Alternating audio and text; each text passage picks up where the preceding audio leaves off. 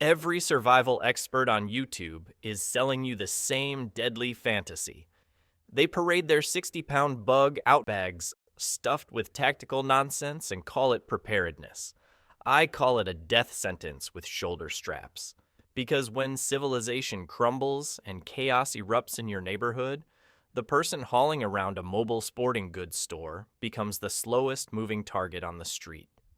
The survival industry has turned emergency preparedness into camping cosplay. They're teaching you to pack for a weekend adventure when you should be preparing for societal collapse. Their advice works perfectly if the apocalypse happens to be a pleasant hiking trip with occasional light rain. But when supply chains snap permanently and your local grocery store becomes a burned out shell, that 70-item checklist becomes 70 reasons you won't make it past the first checkpoint. Here's what nobody wants to admit. Most survival gear is psychological comfort food for people who've never faced actual life-threatening situations. It's retail therapy disguised as emergency preparedness. The tactical flashlight with 17 different modes feels reassuring until you realize it's just expensive weight that announces your position to every desperate person within half a mile. But here's the secret that'll change everything. There are exactly 7 tools that create genuine survival capability instead of false confidence. 7 items that multiply your chances of living through complete societal breakdown. And I guarantee the last 2 on this list are things the gear reviewers completely ignore, because they don't photograph well for Instagram posts. This isn't about what makes you feel prepared, it's about what actually works when everything else has failed completely. When the power grid dies permanently, when law enforcement stops responding, when your neighbors become your biggest threat because they didn't prepare and you did. Before we dive into the 7 tools, you need to understand the fundamental rule that separates survivors from casualties. I call it the capability multiplication principle.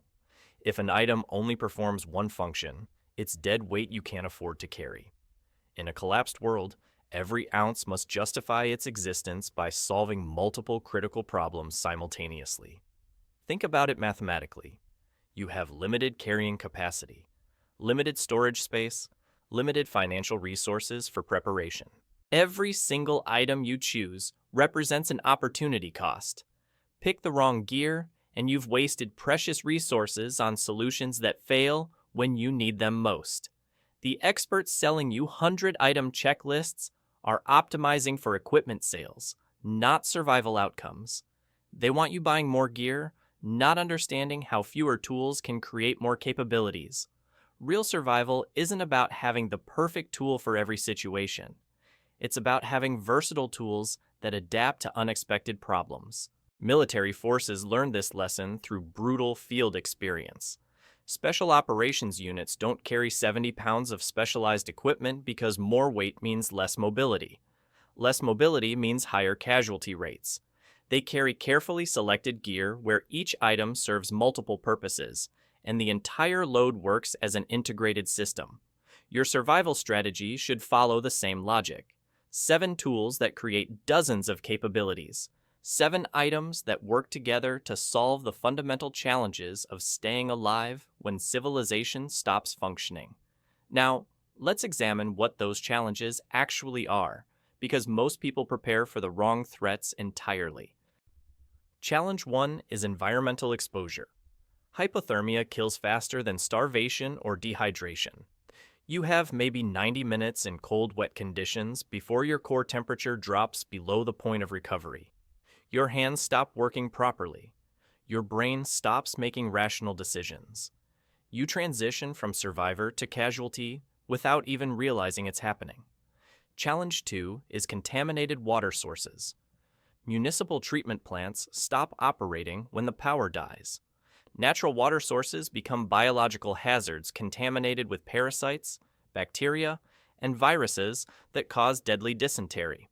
Clean water isn't just about thirst. It's about avoiding diseases that kill you through dehydration and immune system collapse. Challenge 3 is food procurement and preservation. Your stockpiled canned goods won't last forever. Eventually, you need renewable nutrition sources. That means hunting, trapping, fishing, or foraging. But without proper tools, Wild food sources remain inaccessible while you slowly starve surrounded by potential calories. Challenge 4 is tool maintenance and repair. Everything breaks eventually through normal use and environmental stress. Metal fatigues, edges dull, materials degrade. When your primary survival tools fail and you can't repair them, your capabilities disappear permanently. No replacement parts, no warranty service, no second chances. Challenge 5 is security and defense. Desperate people do desperate things. When social order collapses, violence becomes the primary method for resource redistribution. Groups that can't defend their supplies lose them to groups that can. Individual preparedness means nothing if organized raiders can take everything you've accumulated. Challenge 6 is information and communication. Isolation kills through poor decision-making. Without intelligence about conditions beyond your immediate area, you can't assess threats, identify opportunities, or coordinate with potential allies. Radio silence means operating blind in situations where information determines survival outcomes. Challenge 7 is psychological resilience. Mental breakdown kills as effectively as physical trauma. Humans are social creatures who depend on community structures for emotional stability.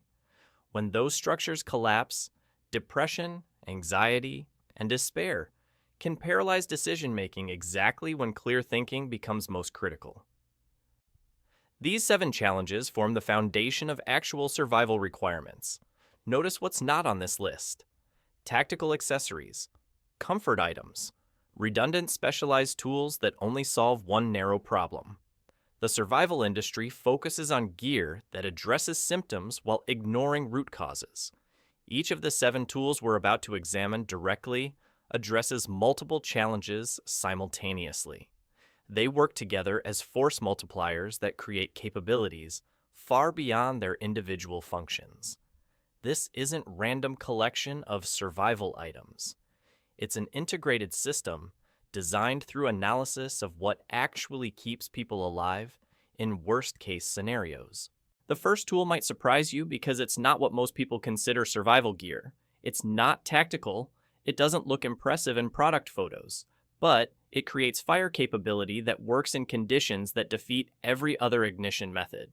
When your lighter runs out of fuel and your waterproof matches get wet anyway, this tool still produces reliable flame on demand. Fire isn't just warmth and cooking capability. It's water purification through boiling. It's psychological comfort that prevents despair. It's a signal device visible for miles. It's protection against predators, both animal and human. It's the foundation technology that separates humans from animals. Master fire creation, and you've solved multiple survival challenges with one simple tool. But creating fire is only half the equation. You also need materials to burn: tinder that ignites easily, kindling that catches from tinder, fuel wood that sustains long-burning fires. Most people focus obsessively on ignition methods while completely ignoring fuel preparation. That's backwards thinking that leads to frustrated failure when conditions aren't perfect. The second tool addresses the most critical short-term survival need after shelter from environmental exposure. You can survive weeks without food, but only days without clean water. Every natural water source should be considered contaminated until proven otherwise. Drinking untreated water from streams, ponds, or lakes is biological Russian roulette with parasites and pathogens. But water purification isn't just about removing living threats. Chemical contamination from industrial runoff, agricultural pesticides, and urban pollution creates different hazards that require different solutions. Heavy metals accumulate in body tissues, causing long-term health problems that become acute survival issues. Radiation from nuclear accidents or weapons creates invisible contamination that standard filtration can't address. The tool that solves water purification challenges must handle biological, chemical, and radiological threats through multiple purification methods. Single-purpose filters work until they clog or freeze. Chemical tablets work until they expire or run out. You need purification capability that functions indefinitely using renewable methods that don't depend on manufactured consumables. This brings us to the third tool, which most survival experts completely misunderstand despite its obvious importance. They recommend items that only work in perfect conditions with ideal materials. Real survival tools must function when conditions are terrible and materials are improvised from whatever you can scavenge. The third tool is shelter capability that adapts to any environment and weather condition. Everyone packs a tent because it seems obvious. 4 walls, a roof, protection from rain and wind. But tents are single-purpose death traps that announce your location while limiting your options. A tent only works as a tent. You can't camouflage it effectively. You can't adapt it to different terrain. You can't use it for anything except being a tent. When the fabric tears or the poles break, you're carrying expensive trash that provides zero capability. Worse, that bright orange REI dome screams, "Here's someone with gear worth taking" to every desperate person within visual range. Tents are designed for regulated campgrounds with bathroom facilities and park rangers.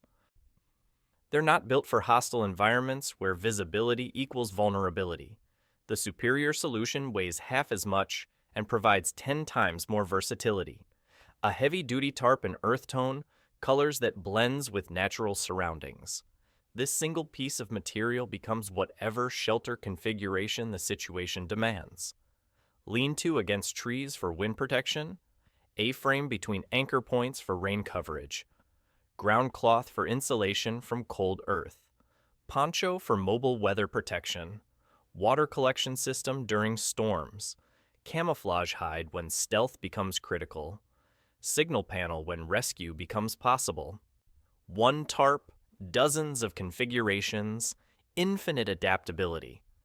The shelter that thinks and changes based on your needs instead of forcing you to adapt to its limitations.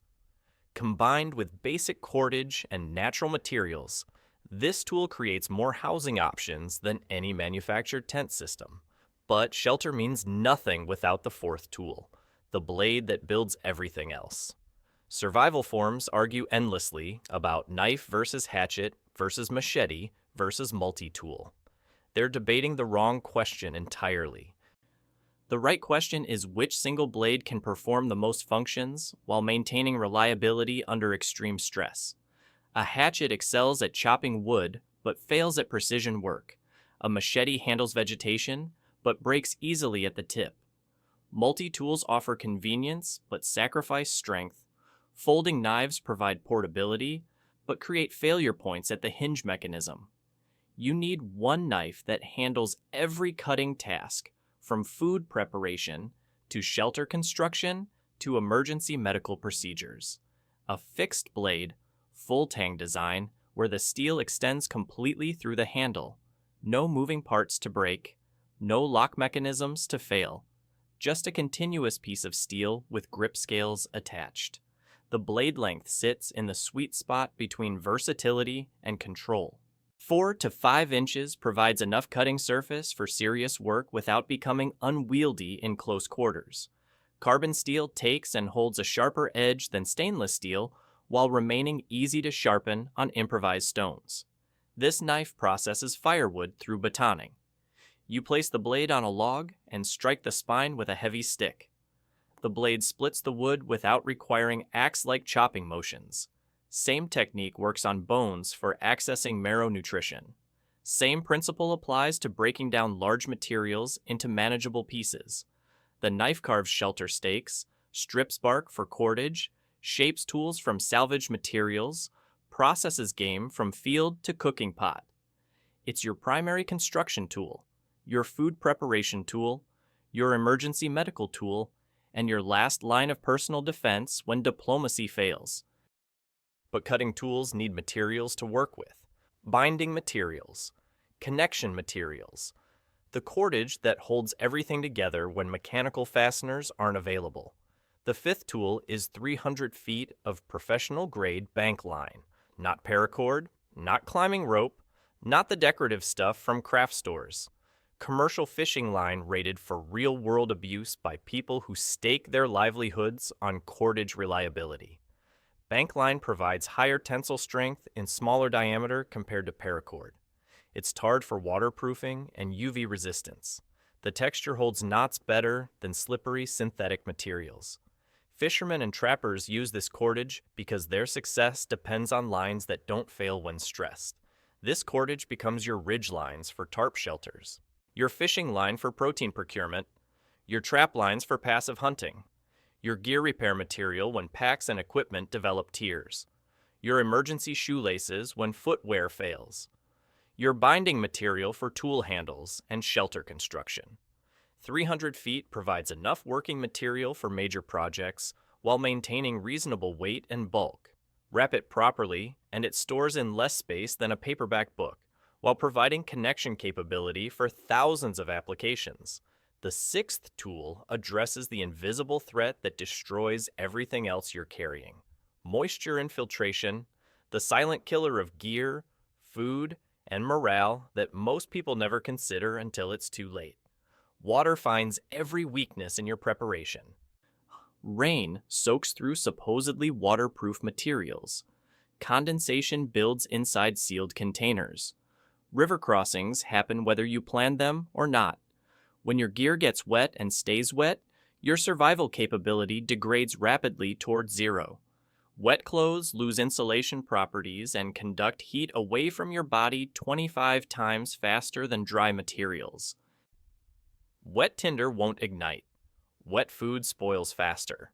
Wet metal rusts. Wet electronics fail permanently. Moisture is the enemy of every system you depend on for survival.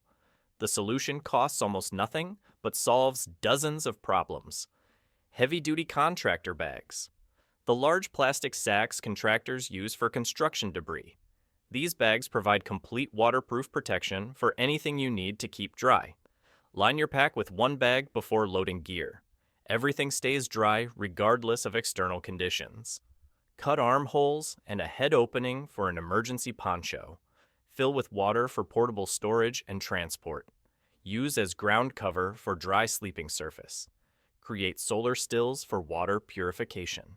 Signal panels for rescue visibility. 5 contractor bags weigh less than a t-shirt but provide waterproofing capability that expensive gear can't match. Simple physics working in your favor through intelligent material selection rather than complex manufacturing. The 7th and final tool is the one that fixes everything else when it breaks. Everything fails eventually. That's not pessimism speaking, it's material science and thermodynamics. Metal fatigue accumulates through stress cycles. Adhesives degrade under temperature fluctuations. Fabric tears along grain lines. Rubber seals harden and crack. The question isn't whether your survival gear will break down, but whether you can restore functionality when it does. Most preppers stockpile backup gear instead of repair capability.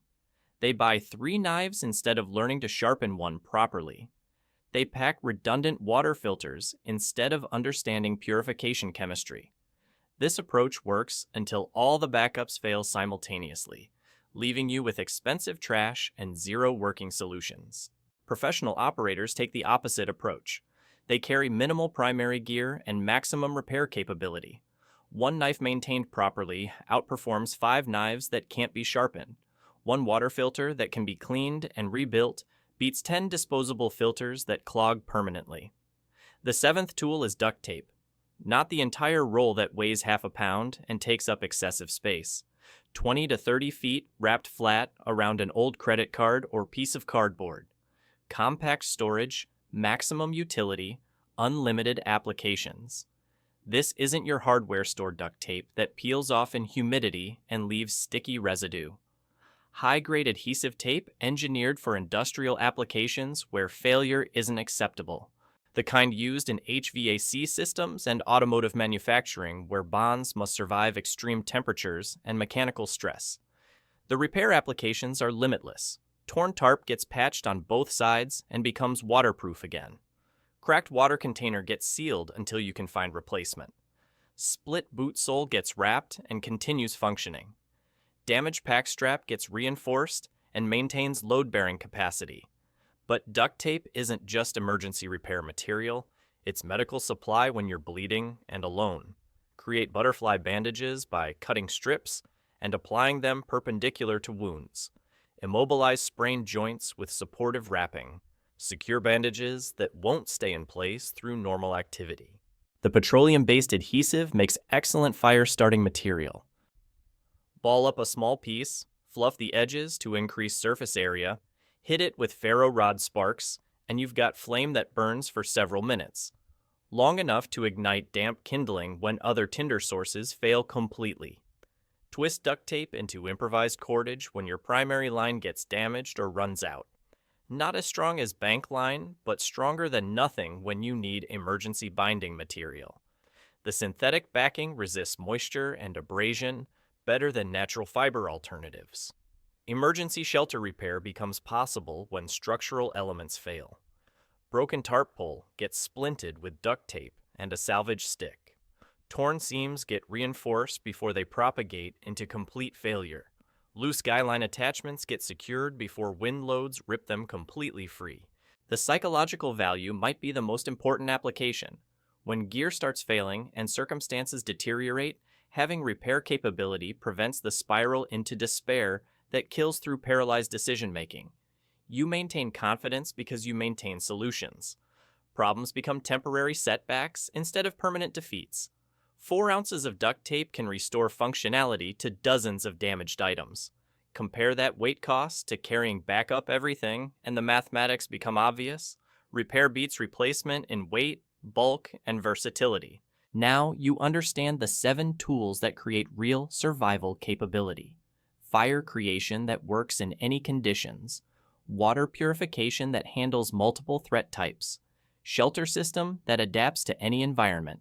Cutting tool that builds everything else. Cordage that connects and binds. Waterproofing that protects your investments. Repair material that restores damaged gear. But here's what separates survivors from casualties in the long term. The tools are just the foundation. What matters is understanding how they integrate into systems that solve complex problems through simple solutions. 7 tools, not 70. Not the endless gear lists pushed by survival retailers who profit from your fear. Fire, water, shelter, blade, cordage, protection, and repair. Each tool multiplying your capabilities instead of adding dead weight. Each item working with the others to create solutions that expensive tactical gear can't match. The survival industry sold you comfort through complexity. I'm giving you capability through simplicity.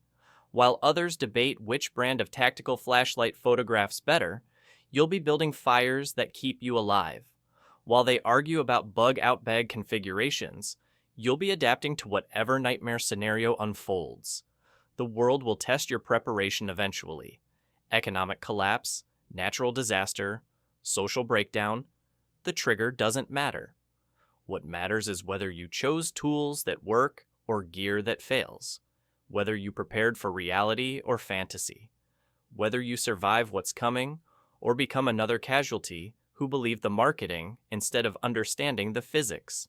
Master these 7 tools now, while there's still time to practice, because when everything breaks, these are the only things that won't.